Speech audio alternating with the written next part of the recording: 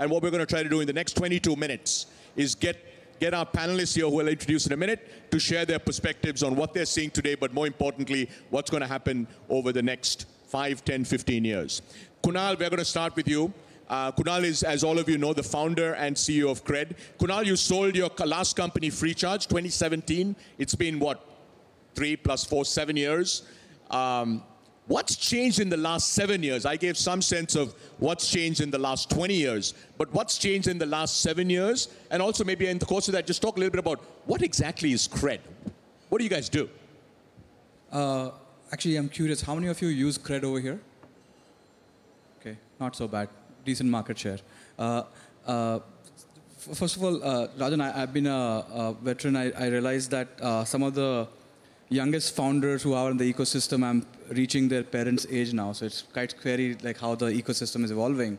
I exited the company actually in 2015 and not 2017, but and it's almost like 10 years since that. I have been lucky to invest in many, many companies. I have also seen the transformation of the same internet ecosystem and how consumption is completely changing. But I think the biggest change is the confidence that investors, entrepreneurs, and the next set of entrepreneurs are having on the ecosystem. Earlier, it was easy to assume that these guys are going to amount to nothing, and it was almost a topic of ridicule.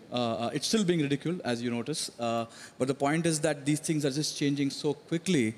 And we should all understand one thing, that no matter who we are, we always assume the next generation is absolutely messed up. And thankfully, they turn out to be much more efficient, much more smarter, and go on to do great things. So it's just a matter of time that we are going through this evolution. Coming to Cred, we were fortunate to build FreeCharge before, understand how the ecosystem works. The biggest realization I had was that India's consumption is still very concentrated. When you talk about the $2,000 or $2,500 per capita income, if you take the top 25 million families and take them out, the per capita income drops quite dramatically. So when it comes to internet businesses, I would say 80–85% of all internet businesses kind of rely on these 20 million customers in some ways. And we just focus on these customers, and we found that if you can serve them with a very distinct focus, it's not like in the internet companies that you're focused only on 25–30 million customers. Internet's supposed to be this hundreds of millions of customers that you're supposed to be focusing on. We focus on these customer base. We make it easy for them to have good financial behavior. And because we attract a certain quality of customers, we makes it easy for banks, brands, merchants to come and cross-sell things on our platform. It's a simple business model for those who use it, and those who are not using it yet, this is a good time to download the app. All right, great. Thank you, Kunal. Amrit is the co-founder and CEO of Zetwork. Amrit, you should talk a little bit about what Zetwork does. But in a country until very recently where manufacturing just wasn't a thing, right? Like if you go back 5 years, although we had Make in India, manufacturing really wasn't a thing. I think it's great to see India now having some very, very interesting, rapidly scaling manufacturing startups. So Amrit, tell the audience what Zetwork is, but then also talk a little bit about, how come we're seeing manufacturing startups today? What's happening in India today that's leading to sort of companies like yours emerging? Yeah, so we started in 2018. We are essentially a platform business. We connect small factories with large industrial demand. Our customers essentially want to bring new products to market. Typically, the way they would do it is they would give the order to a large factory, and then those large factories would produce those goods. We created a new model where we partner with lots of small factories to give a similar output in terms of on-time deliveries, quality, etc. But by bringing a lot of new capacity online and introducing it to the marketplace, we are able to offer more choice to our customers and lead to better outcomes. And these are largely for industrial goods and consumer products. Going back to your question, I think, it's an interesting time to be a manufacturing-focused business. Like when we started 6 years back, I think Kunal mentioned this concept of ridicule. We were very ridiculed. Like, you guys look smart. Why are you spending your time on something so unsexy? I think what has fundamentally changed is, I think the public markets have paved the way in some shape or form. There is a lot of appreciation of new stories which are solving not just a Make in India problem, but really showcasing our abilities in the global markets. We have definitely seen evidence of that within our company as well. Like a third of our revenue comes from the US. These are companies which used to buy from China before and are now buying product in India. So getting that flywheel, starting with the public markets, seeing maybe some examples in the private markets with us, probably is inspiring a new generation of entrepreneurs to tackle problems which traditionally seemed very hard. I think the VC axiom has always been that hardware is hard.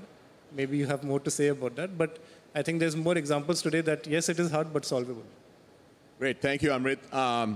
Kapil, let's move to you. The first SaaS, which is software as a service unicorn in India, was Freshworks, 2018.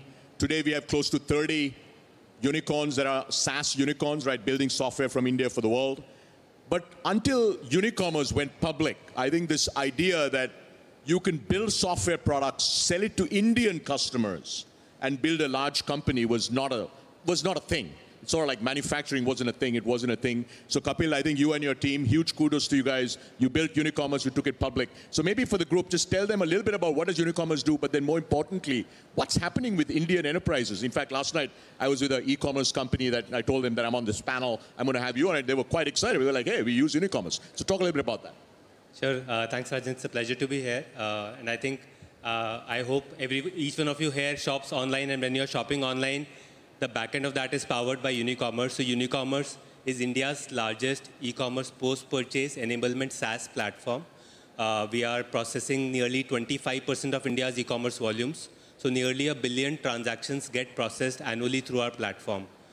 When you're ordering online, you see the website. 1 billion transactions. Yeah. So when you're ordering online, you see the website on which you're placing your order, and you see the delivery boy that's coming to your doorstep. Whatever happens in between is getting powered through the software that we provide, which caters to various capabilities like order management, inventory management, warehouse management, all non-sexy things, but that's what is the backbone of whatever the smooth experience that you see while you're shopping online on Flipkart, Amazon, any brand website, or quick commerce. The backend of that from the brand side is getting powered on Unicommerce. We work with 3,600 plus brands and sellers across many categories: fashion, footwear, FMCG, pharma. Some of the notable names include Le Mama, the example that you took, Boat, Lenskart, many traditional brands like Imami, GNC, Fab India, etc. And we are able to work across sectors and scale.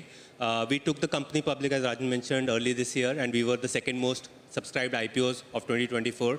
But it was a great validation that you can build a SaaS company in India for Indian ecosystem and actually grow this to a large scale. In fact, our vision is to become a one-stop shop for e-commerce enablement. And in line with that, we've also recently acquired, just this week, a company called Shipway, which also gives us capabilities across the entire e-commerce value chain. So beyond just order, inventory management, warehouse management, we can now do courier aggregation, marketing automation. So it becomes a one-stop shop solution for all e-commerce brands and sellers. Great. Thank you, Kapil. And just so those of you that don't follow e-commerce, India's e-commerce GMV, gross merchandise value, is about $70 billion. Over the next 20 years, we should get to about 2 trillion, right? Because China's e-commerce market is around a little over 2 trillion. So, I think a lot of folks wonder why is it that Unicommerce trades at the multiples that you do, which is basically, you power pretty much every single e-commerce company in India. E-commerce goes from 70 billion to, call it 2 trillion, and there you go, right? That's sort of what you get. All right, let's now move to sort of scale of each of your companies, because I think a lot of folks, as Kunal said, used to ridicule startups. I think now it's kind of hard when you have a company like Zomato that trades at 27 billion a market cap. I want to talk a little bit about scale and how quickly companies are scaling. And Amrit, I'll start with you. Maybe to the extent you can, talk a little bit about the scale of Zetwork. And when was Zetwork founded? 2018, yeah. 2018. So Zetwork is basically 6 years into this company's journey. Talk a little bit about the scale that you're at and also what you're seeing, not just in India, but globally, on global appetite for Indian manufacturing. Yeah, so last year we did close to 11,000 crores of revenue, of which 3,000 crores was exports. So we made in India and we exported. And yeah, those are numbers which we feel proud of. And I think the more interesting thing is we don't have a global comparable. So when we, I mean, this is something we learned from investors is, hey, are you the Uber of India? Are you the Zomato of India? And we often didn't have good answers to those. And the reason we didn't have answers to those is this is a very unique problem to India that we are solving. And when we started the business 6 years back, that was not very well understood by capital markets. I think somewhere along with our journey and few other companies, that is a big change we are seeing today. We are seeing, Zetoc of X or some variants of that.